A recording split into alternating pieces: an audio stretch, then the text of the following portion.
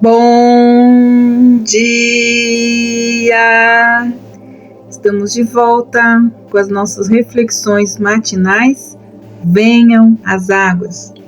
Estamos meditando no Evangelho de João, para você que está chegando hoje no nosso canal.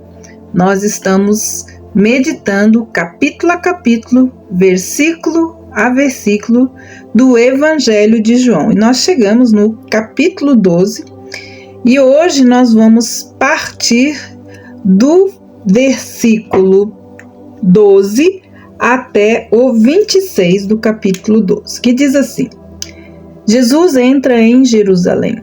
No dia seguinte, a numerosa multidão que tinha vindo à festa, tendo ouvido que Jesus estava a caminho de Jerusalém, pegou ramos de palmeira e saiu ao encontro dele, clamando: Hosana, bendito o que vem em nome do Senhor e que é rei de Israel.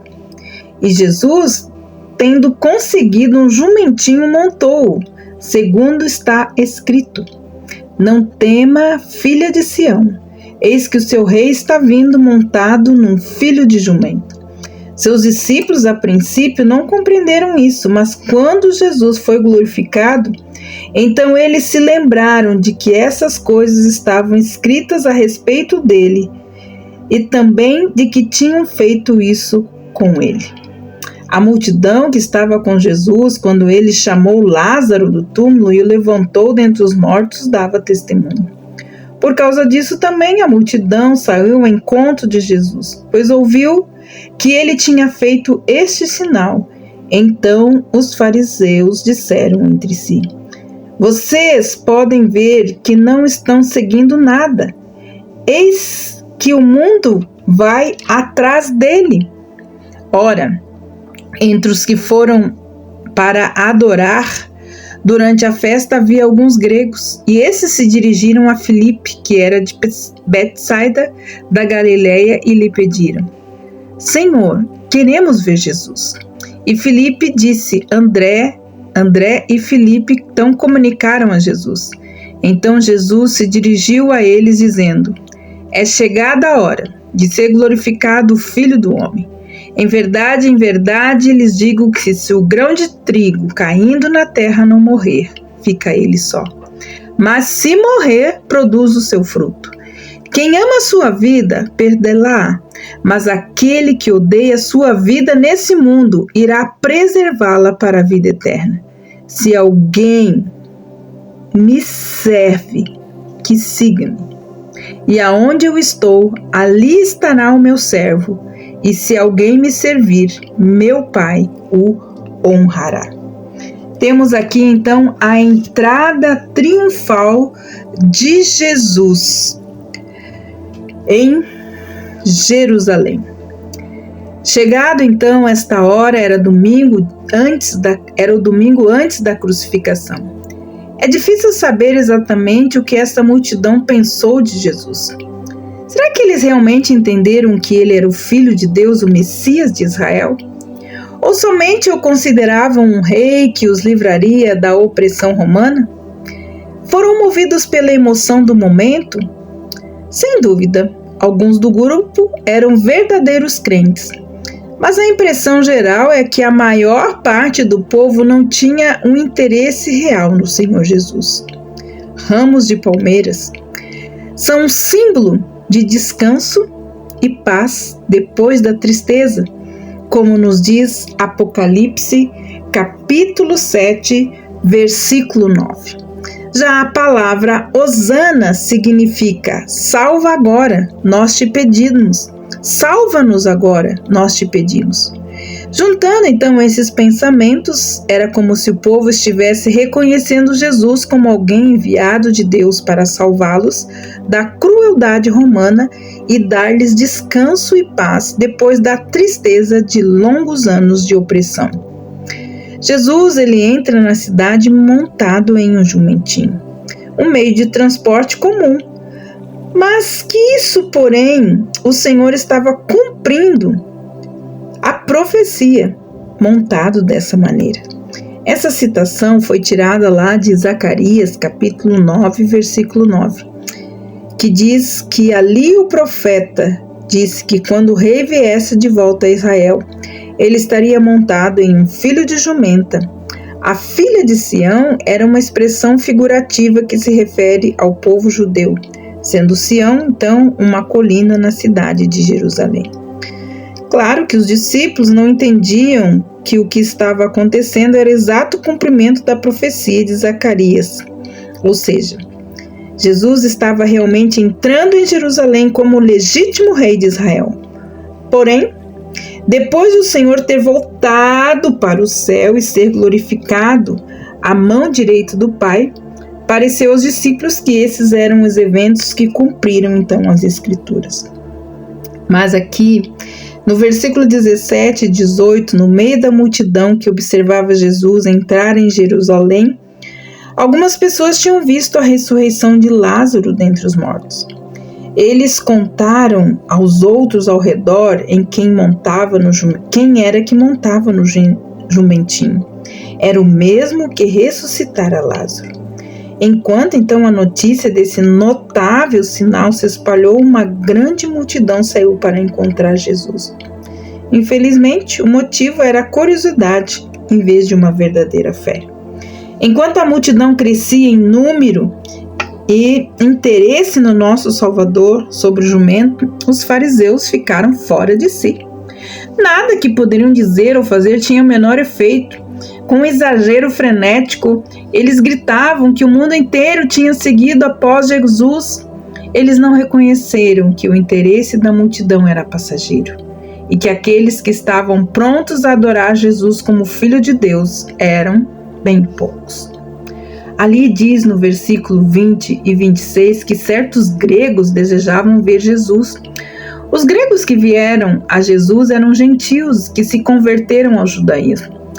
O fato é que subiram então para adorar durante a festa. Mostra que eles não eram mais praticantes dos atos religiosos dos seus antepassados. Sua vinda ao Senhor Jesus nessa ocasião mostra que, assim como os judeus que rejeitaram o Senhor Jesus, os gentios ouviram o Evangelho e muitos deles creram nele.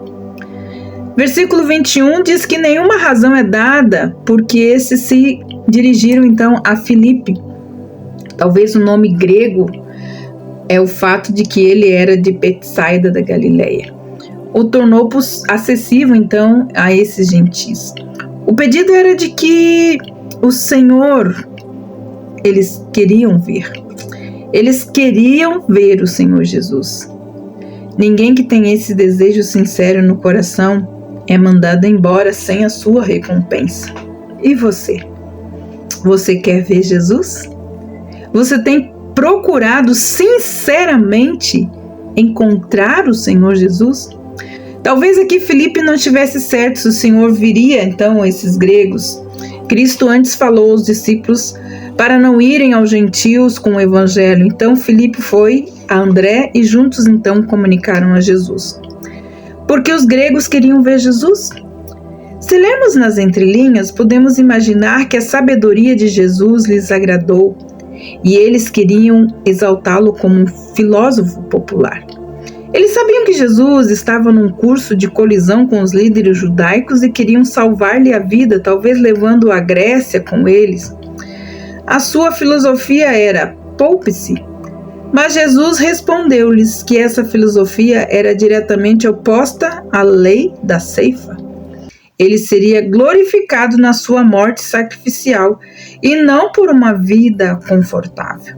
Ele não precisava de proteção.